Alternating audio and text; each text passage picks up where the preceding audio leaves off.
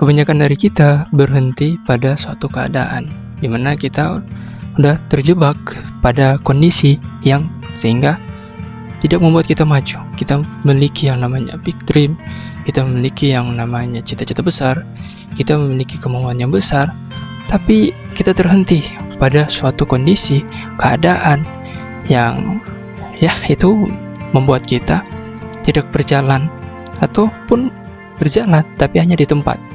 Dan itu mungkin bisa kita sebutkan sebagai stuck. Hai, kenalin, gue Bro Rian. Di video kali ini gue mau bahas mengenai tentang stuck. Alasan besar kenapa seseorang ini bisa terkena yang nama stuck. Nah, apa sih sebenarnya stuck itu? Kalau kita mengutip dari berbagai artikel, berbagai jurnal yang gue kesimpulkan, yang gue dapati bahwa stuck itu adalah keadaan, kondisi di mana seseorang terjebak, tidak bisa bergerak, atau terperangkap dalam suatu kondisi, situasi, atau kenyataan. Jadi, seseorang yang terkena kondisi stuck ini, yaitu terjebak pada kondisi, terjebak pada kenyataan yang terjadi. Contohnya, dia terjebak nih, dia pengen kaya, tapi dia pada keadaan miskin. Dia dalam keadaan yang tidak prepare. Dia memiliki sebuah mimpi, dia memiliki sebuah perencanaan, tapi yang dia katakan bahwa gue nggak punya privilege, gue nggak punya duit, gue nggak punya apa-apa nih, gue nggak punya pikiran. Itu kan sebuah hal alasan reasoning yang kok bisa kamu mengatakan hal itu? Kamu sebenarnya bukan stuck, tapi itu hanya sebuah alasan-alasan saja. Nah, sehingga kemudian gue berpikir bahwa orang-orang yang stuck ini mungkin ada beberapa alasan besar yang gue coba rangkum, yang gue coba ambil, yang bisa menjadi sebuah cerminan kenapa orang-orang ini terkena stuck. Nah, gue coba liatin apa saja sih alasan-alasan besar orang-orang sehingga merasa dirinya stuck, terjebak pada suatu kondisi. Nah, coba kita lihat apa alasannya. Nah, yang pertama itu karena mereka pengen perfeksionis. Mereka ini orang-orang yang stuck, yang berpikir suatu hal yang gue mau bikin ini perfeksionis, orangnya harus perfeksionis, create-nya harus perfeksionis, apa yang gue bikin harus sebagus mungkin tanpa cacat apapun. Ya memang boleh saja, bagus kita buat apa yang kita inginkan itu menjadi sebuah perfeksionis. Tapi kita harus ingat bahwa apa yang kita buat, apa yang kita bikin tidak akan selamanya perfeksionis. Yang sehingga hal ini kita jangan jadi sebuah hambatan untuk kita melakukan sesuatu, untuk kita jalan. Nah, apa sih itu sebenarnya perfeksionis? Perfeksionis itu adalah orang yang selalu berusaha. Nah, seperti tadi yang gue sudah bilang, orang-orang ini berusaha untuk menjadi sempurna pada apa yang dia inginkan, apa yang dia buat, apa yang dia kerjakan, segala hal. Dan sehingga dia memiliki sebuah standar yang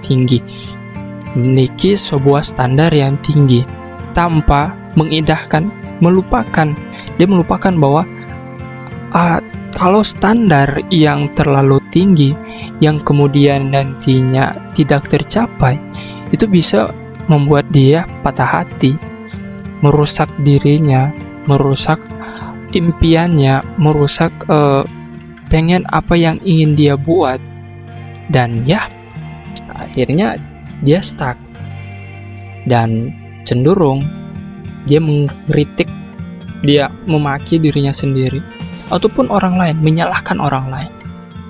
Dan di situ kesalahan dari seseorang yang pengen perfeksionis, membuat sesuatu yang harus oke dulu jalan. Kalau kamu gimana? Pasti Kamu juga berpikir semacam itu, waduh, gue pengen ya nilai 99, tapi kok hanya dapat 98. Atau gue pengen nih dapat nilai 100. Duh, kok dapat 99 sih?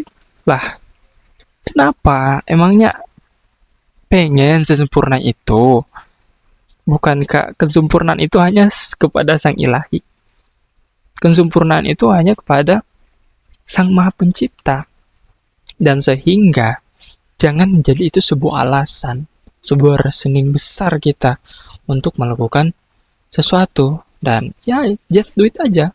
Lakukan aja sesuatu sesuai dengan standar kita. Ya oke, standar kita besar.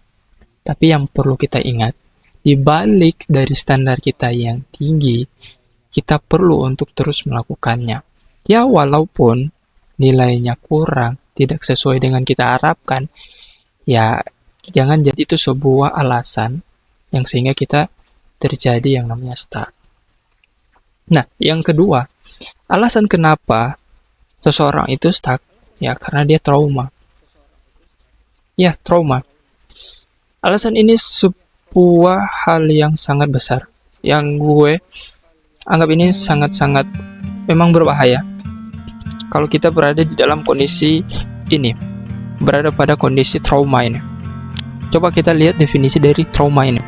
Kalau kita lihat dari definisi trauma, trauma adalah sebuah kondisi psikologis yang mengganggu seseorang akibat dari pengalaman, kejadian-kejadian buruk yang dialami seseorang, yang sehingga bisa mencederai fisik ataupun tekanan jiwanya. Seseorang yang sudah terkenanya trauma ini, wah, sulit untuk diobati. Memang sulit untuk diobati. Dan ya, gue jujur aja, untuk soal kondisi sudah trauma semacam ini terjadi karena sebuah pengalaman-pengalaman buruk, ya itu memang sangat-sangat membekas, sangat-sangat membekas. Pasti lo juga, jika terjadi sesuatu hal yang buruk yang sehingga menimbulkan trauma, pasti sangat sakit ya untuk keluar dari keadaan itu. Sangat, ya, gue akui itu sangat sulit untuk keluar. Tapi hal yang perlu kita lakukan adalah terus mencari solusinya. Terus mencari solusinya. Kalaupun trauma itu masih boleh diobati, ayo diobati. Tapi kalau sulit, sekalipun itu dia sulit, kalau memang pun itu dia sulit, ya coba untuk meminta, melapangkan dada, berdoa untuk gimana sih cara kita untuk keluar dari keadaan trauma ini, meminta kepada Sang Maha Pencipta. Jangan sampai alasan besar ini membuat kita terhenti untuk melakukan sebuah mimpi kita.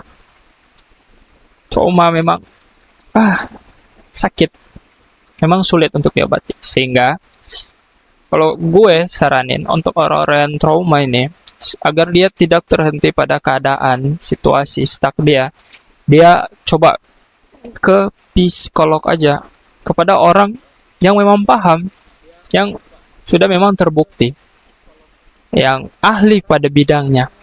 Gue bukan ahli di bidangnya, dan ini hanya sebuah tips, ini sebuah gambaran, ini hanya sebuah penambahan wawasan buat teman-teman, agar teman-teman tidak stuck pada keadaan yang hari ini teman-teman terjadi pada teman-teman.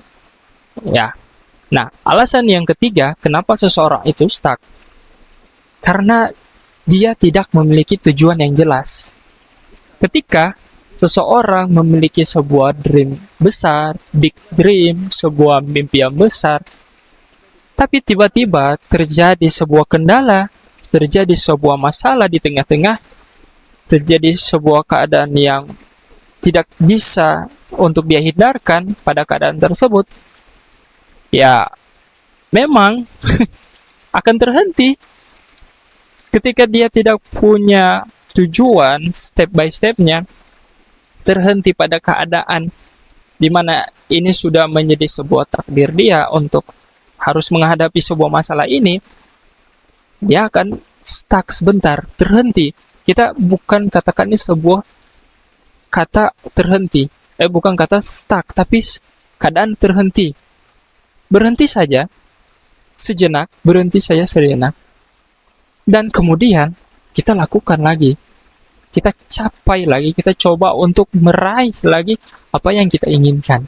Nah, sehingga kita perlu juga mendefinisikan apa sih itu sebenarnya tujuan. Nah, tujuan ini adalah sesuatu yang ingin dicapai. Ya, tentunya tujuan ini ya hasil apa yang kita inginkan, kegiatan apa yang kita ingin capai, sesuatu yang ingin kita capai, apa yang kita hasilkan, yang bersifat konkret dan terukur. Nah, di sini keadaan terukur, sifatnya ini kan terukur, tujuan ini kan harus terukur. Nah, sehingga kita perlu nih memplanningkan apa yang ingin kita capai, apa yang ingin kita raih, harus ukur. Oh, ini mimpi besar ini, apa yang kita pengen, apa yang pengen kita capai, kita perlu untuk mengukur dari apa? Segi diri kita, segi mental kita, segi jiwa kita. Nggak mungkin seseorang yang baru 1-2 hari latihan, misalnya taekwondo atau tinju, dan dia udah pengen menjadi seorang champions, ingin menjadi seorang juara. Di mana? Di internasional, pada kejuaraan internasional. Baru latihan 1-2 hari saja. Memang boleh bermimpi semacam itu, tapi baru 1-2 hari saja dan pengen ikut lomba dan terus dia menjadi seorang yang juara internasional, ya itu hal yang gila sekali. Dan kemudian dia trauma dan ya terhenti nantinya kan. Kalau dia kalah, terhenti dan tidak meraih yang namanya cita-citanya, itu pasti terhenti. Dan kita perlu untuk mengukur hal itu, perlu untuk merencanakan step by step pada keadaan-keadaan tersebut. Dan kemudian kan nantinya ketika orang tidak mempunyai tujuan, pasti dia merasa stres, menjadi bingung. Kanlah stres, tapi bingung untuk kemana ya arahnya nanti, kemana dia mau mengarah. Pasti dia akan bingung nantinya. Dan sehingga perlu untuk menetapkan tujuan yang jelas, bisa membidik sesuatu dengan jelas, mengukur kapasitas diri, mengukur kemampuan diri kita. Dan ya pasti nantinya walaupun nantinya tujuan kita belum tercapai, dan pasti kita masih mau untuk meraihnya karena kita sudah mengukurnya. Nah, ada beberapa solusi yang perlu untuk kita lakukan. Ini mungkin menjadi sebuah solusi dari kenapa kita stuck, alasan besar itu. Ini mungkin menjadi sebuah tips buat teman-teman yang merasa stuck. Nah, ini solusinya. Yang pertama, paksa diri kita. Paksa diri kita untuk keluar dari zona nyaman. Teman-teman harus paksa diri teman-teman untuk keluar dari zona nyaman tersebut. Nah, kita terhenti nih pada satu keadaan karena sulit untuk kita jelaskan, sulit kita untuk capai tujuan itu. Kita sudah rencanakan, kita sudah lakukannya namanya pengobatan, kita sudah melakukan yang namanya melakukannya secara kecil-kecil 1%, dan kita paksa nih.